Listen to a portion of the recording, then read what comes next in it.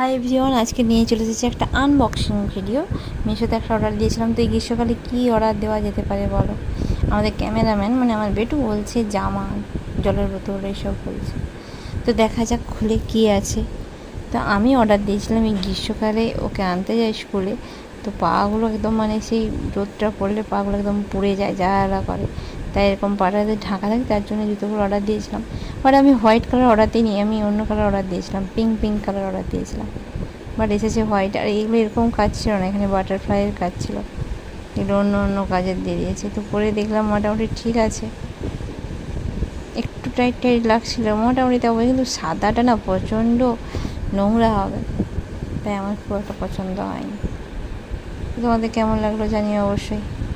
কে কে এরকম গ্রীষ্মকালে পড়ছে অর্ডার দিয়েছে সেটাও জানিও। তো এই ছিল আমার আজকের আনবক্সিং ভিডিও। By, tata.